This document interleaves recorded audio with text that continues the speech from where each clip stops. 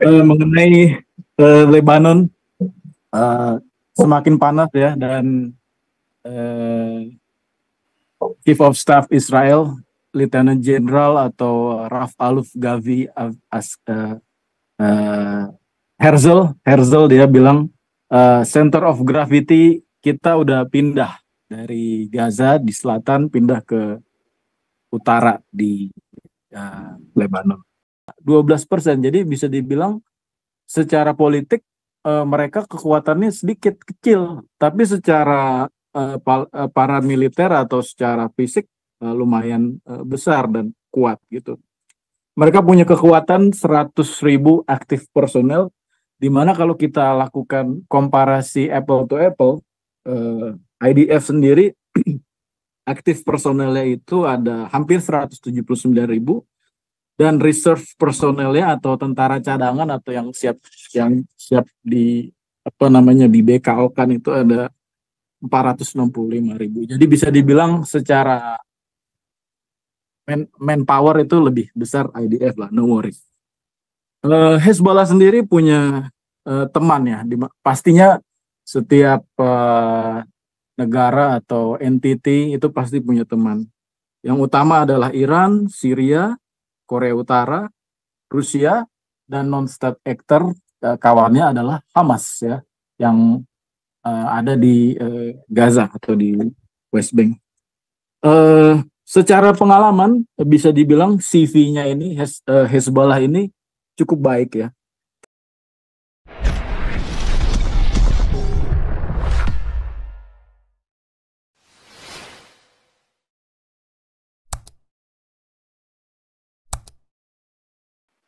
Ya, intinya dia serius banget ya, saudara ya, sih ke Twitter ya, konsisten. Ancaman pembunuhan itu banyak sama dia ya, sampai dia itu nggak berani, dia sendiri nggak bisa pulang ke rumahnya. Rumahnya itu di Venlo ya aslinya ya, tapi dia nggak bisa pulang ke rumahnya. Jadi dia tinggalnya di seperti safe house begitu ya, dan selalu berpindah-pindah tiap hari ya, tiap berkala mungkin pindah-pindah. Karena orang-orang Islam ini benar-benar mau bunuh dia ya, apalagi dia nanti di masa ininya dia kabinetnya ini kan mayoritas dia orangnya dia semua. Nah dia mau bikin ini ya undang-undang untuk ban Al-Quran ya, untuk melarang Al-Quran ya. Serem ya. Ya udah Bu Dora, silakan Bu Dora. Bu Dora, Ja, grüß Gott und I'm Israel Chai. Israel Khai. Ya, ya untuk menambahin tadi dari Pak Paul itu tentang ayat di kitab Esther, ada juga di kitab Daniel itu 77 kali masa setelah keruntuhan Yerusalem ingin dibangun kembali, itu ada ayatnya dan dilengkapi di Wahyu. Pak Paul lebih jelas bisa mengapakan ya, ini bisa kita lihat terjelas, lihat apa yang terjadi sekarang.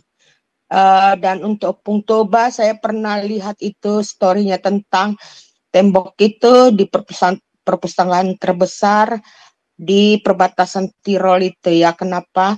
Karena pada saat itu mereka menyimpan barang-barang sejarah di sana. Jadi mereka ingin memasuki dan menghancurkan Vatikan. Itu sedikit cerita ya. Tapi Opung Toba bisa melengkapi itu ya. Yang saya ingin katakan di sini ya, udah banyak kali Opung Toba melengkapi bagaimana pergerakan daripada Islam ini ya. Sebenarnya saya hanya menambahi pergerakan Islam ini sudah lama, seperti kata Opung Toba, tahun sebelum jauh-jauh hari tahun 40-an ya. Tapi nyata terjelas itu dimulai pada jatuhnya pesawat di New York ya 11 September. Ini karena zaman itu semua elektronik ya sudah bisa menyebarkan berita-berita secara akurat, dan orang-orang sudah dapat informasi mana yang benar, mana yang tidak. Sebenarnya kejelasan ini bagaimana serangan gerakan Islam radikal ini eh, bisa kita lihat jelas selama ini kan hanya newspaper yang bisa saja dipublikasi secara propaganda ya. Tapi setelah 11 September itu jelas kita lihat gambaran pergerakan mereka. Dan sementara Holocaust itu mereka propagandakan juga ya, tidak benar, begitu ya. Dan terjadi lagi, dilihat 7 Oktober ini ya, bagaimana pergerakan mereka itu. Ya, ingin menyatakan mereka mempunyai kekuasaan kembali ya. Dan di sini juga ada berita banyak orang-orang menolak karena udah membludak. Itu seperti yang Pak Paul gambar itu, para imigran itu mereka menolak membuka camp imigran perbatasan di Hongaria dan Austria ya. Saya baca newsnya ya. Jadi istilahnya bangsa Eropa ini sudah terbelalak bagaimana kelakuan mereka ini ya. Yang saya inginkan katakan di sini spesial buat Indonesia ya, Indonesia. Saya harap Bu Retno janganlah mempermalukan Indonesia di wacana internasional, dan para politik janganlah mempermalukan Indonesia. Orang bisa mendengar, tapi kita kan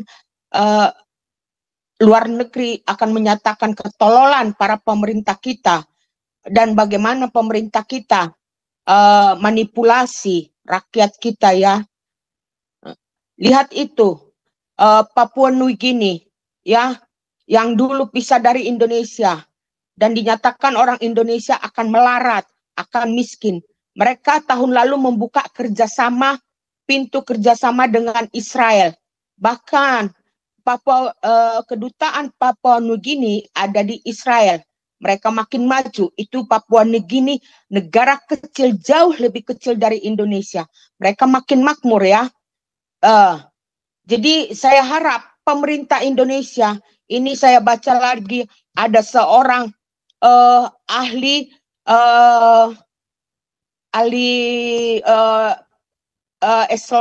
eselon 3 ASN eselon 3 Bu Masriwati ya, yang melarang beribadah, orang Kristen beribadah ya di rumah. Nah, ini seharusnya pemerintah melihat perpecahan di dalam masyarakat Indonesia sendiri ya. Dan saya harap Pak Prabowo setelah mengambil dan dilantik memegang jabatan kepemerintahan ini lebih bijaksana, lebih arif, dan lebih memikirkan rakyat ya, dan orang-orang muda. Itu saja tambahan dari saya, Pak Paul.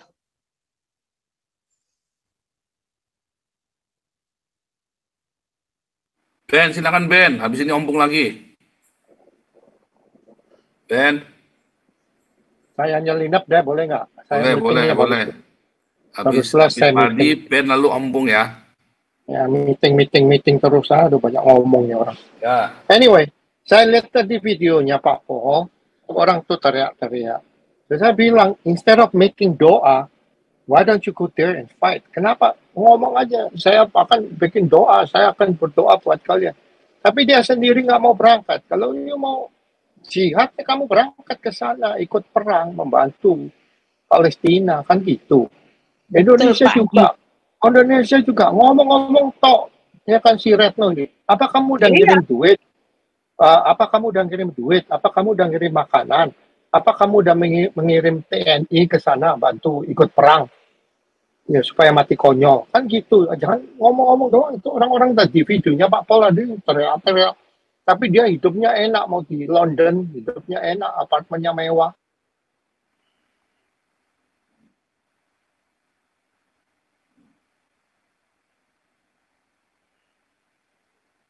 Suaranya hilang Pak Andi. Putus Pak Andi, putus. suara hilang. Oke, sekarang gimana? Ya sudah, Nah, lanjut. jelas lanjut. Kalau saya bilang kalian tuh PLO itu dihabisin, udah ke West Bank, marching ke West Bank, udah nggak ada problem di daerah sana. Oke, balik lagi ke ajaran ya, ke Islam. Bottom line itu ya, God is love. Tuhan itu cinta, Tuhan itu kasih. Kalau apa namanya? Kalau selain kamu ajaran kamu mengasihi dan mencintai, itu ajaran setan. Kalau buku kamu bukan mengajarkan kasih dan cinta, itu buku setan. Kan gitu aja Pak. Kamu sembahyang 5 kali, mungkin Tuhanmu nggak dengar. Ya kan, kamu lihat saya sembahyang 5 kali, what a waste of time. Buang-buang waktu tiap hari. Kerja kagak. Ya kan, apakah Tuhan saya mendengar? Apakah ada mujizat yang terjadi? Ya kan, kamu doa 5 kali. Nah, jadi balik lagi. God is love. Tuhan itu cinta dan kasih. Selain itu ajaran setan. Itu aja saya mau ngomong. Thank you Pak Paul. Lanjut. Lanjut, Ben. Ben. Malam. Ya, malam, Ben. Shalom. Erev Tov Favorit. Daerah Shalom, Bro Ben. Abu Otman Al-Englandia. Good Semangat evening, anak Ben. muda. Semangat anak Greetings muda. Ya. from Abu Otman. Mantap sekali. Bapak Dr. Joseph Paulzang dengan channel dan topiknya ini selalu membara, khususnya di Indonesia. Ini ada Luar kabar biasa, Ben. buruk. Kabar buruk, Pak. Khususnya bagi pendukung radikal ekstrim ya. Ada kabar buruk, ada jurnalis ya bernama Saleh Al-Faforawi. Nah, dia meninggal di Gaza karena airstrike ya. Mungkin Bapak Ibu di sini ingat Mr. Favo ya, yang hari ini dia bisa jadi jurnalis, besok bisa jadi fotografer, besoknya lagi jadi tenaga medis. Dia udah meninggal, jadi berbelasungkawa lah ya. Innalillahi wa inna ilaihi rajiun. Semoga arwahnya tenang ya. Mengenai Lebanon semakin panas ya, dan Chief of Staff Israel Lieutenant General atau Raf Aluf Gavi Herzl dia bilang center of gravity kita udah pindah dari Gaza di selatan pindah ke utara di Lebanon. Dan di Twitter ini lagi rame ya, kalau Bapak Ibu teman-teman khususnya yang umur 50 tahun ke bawah pasti tahu nih Mia Khalifa nih. Porn star terkenal yang tinggal di Amerika kalau nggak salah. Dia nge-tweet, "My heart is breaking for Lebanon and for humanity." Karena kalau nggak salah dia masih punya darah Lebanon ya. Tapi yang pasti para kader-kader Zionis atau orang-orang Israel atau yang Yahudi ya pasti pada nge-reply ya tweetnya dia itu ya. Salah satunya yang cukup lucu kalau menurut saya, Natif Friedman dia bilang, "An Arab porn star cries for jihad terror." Jadi bahan bercandaan lah. Lalu ini Pak, saya mau sedikit komen ya mengenai Hizballah sendiri ya. Jadi kalau Don Vito Corleone ya di Godfather dia suka bilang, "Keep your friends close, but your enemy closer." Jadi di Sun Tzu juga dibilang kalau kita mau bertempur, kita harus tahu kekuatan sendiri dan tahu kekuatan lawan sehingga kita bisa menang. Di dalam konflik di Lebanon Selatan ini, khususnya yang dimotori oleh Hizballah, kita perlu tahu sedikit lah ya, bagaimana ini organisasi, latar belakangnya apa. Jadi Hizballah sendiri ini adalah, dia pahamnya itu Syiah Islamis, Muslim mereka itu paramiliter ya. Terbentuk tahun 1985, dan punya markasnya itu di Beirut, atau di ibu kota Lebanon. Dia punya ideologi pan-Islamisme, Khomeiniism, sektarianism, anti-imperialism, anti-Semitism, anti-LGBT, dan anti-Zionis. Di dalam struktur pemerintahan Lebanon ya, di mana parlemennya itu total ada 128, Hizballah sendiri punya kursi itu cuma 15 loh, cuma 12%. Jadi bisa dibilang secara politik mereka kekuatannya sedikit kecil, tapi secara paramiliter atau secara fisik lumayan besar dan kuat gitu.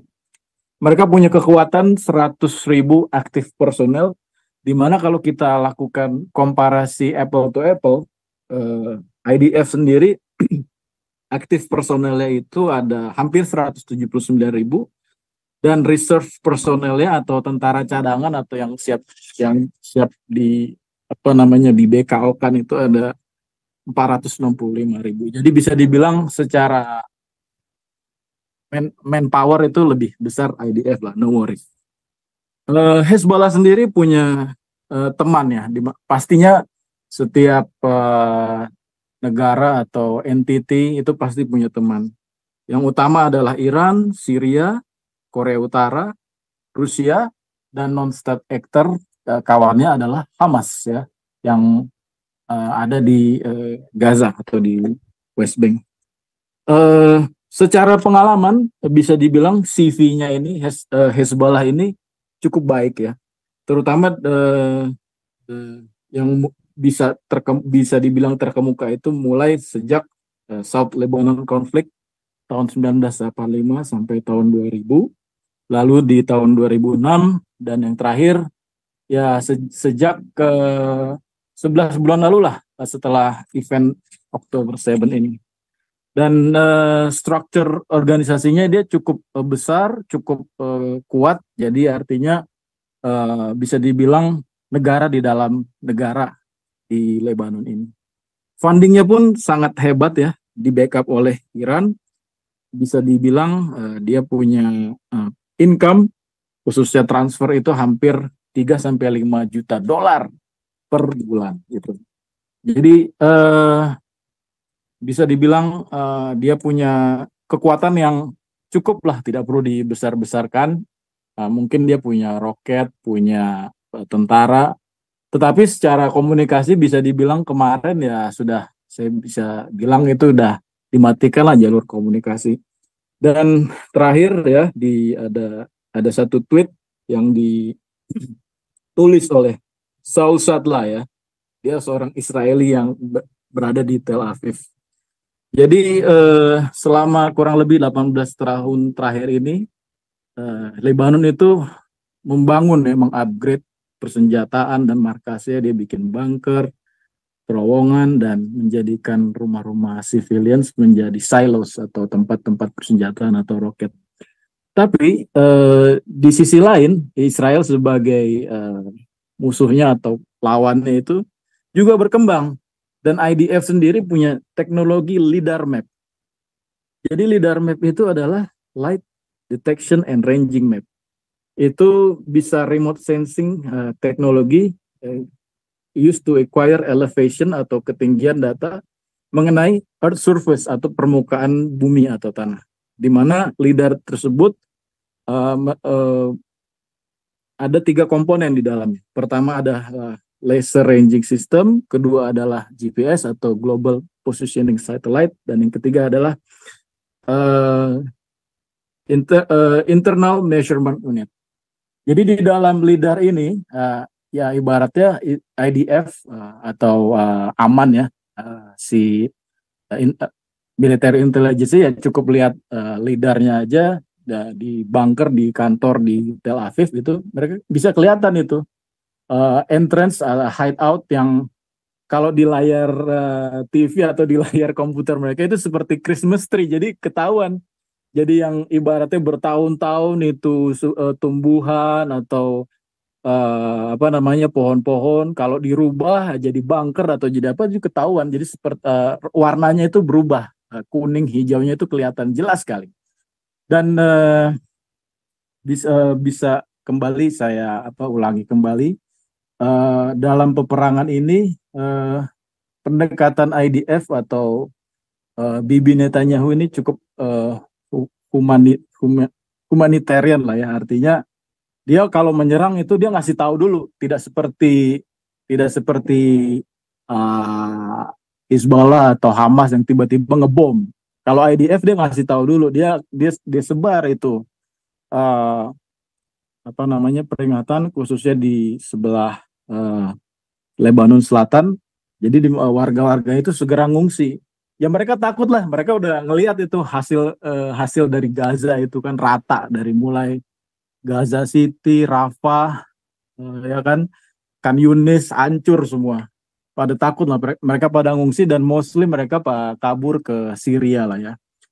Dan dari analisa Sausat lain nih, dia bilang untuk first stage sebelum Israel masuk, mereka itu cukup kuasai aja sebelah barat lembah BKA, dan di situ ada ada sungai, pertama Sungai Litani dan Sungai Damaur. Cukup kuasai aja itu jembatan-jembatannya, station lah di situ, beberapa tank, beberapa tentara. Jadi si Hezbollah itu nggak bisa macam-macam.